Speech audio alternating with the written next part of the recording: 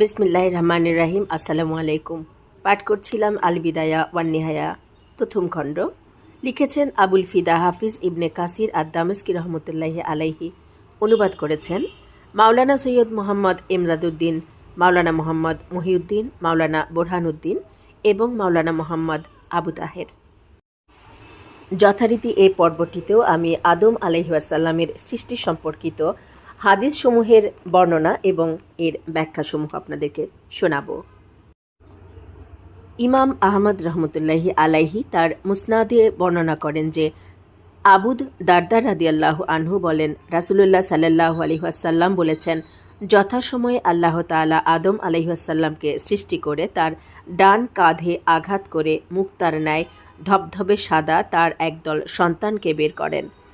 আবার তার বাম কাঁধে আঘাত করে কয়লার ন্যায় মিশমিশে কালো একদল সন্তানকে বের করে আনেন। তারপর ডান পাশের গুলোকে বললেন, তোমরা জান্নাতগামী, আমি কারো পরোয়া করি না। আর বাম কাঁধের গুলোকে বললেন, তোমরা জাহান্নামগামী, আমি কারো পরোয়া করি না।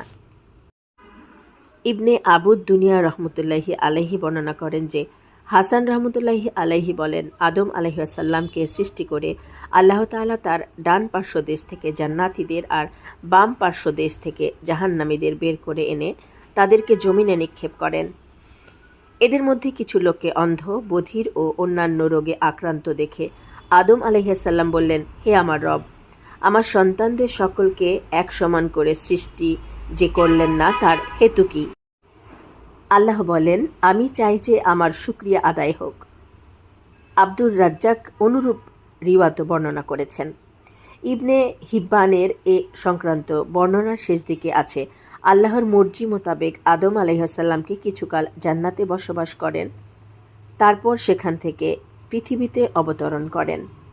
অবশেষে এক সময় আজরাইল আলাইহিসসালাম তার নিকট আগমন করলে তিনি বললেন, আমার আয়ু তো 1000 বছর, আপনি নির্ধারিত সময়ের আগেই এসে পড়েছেন।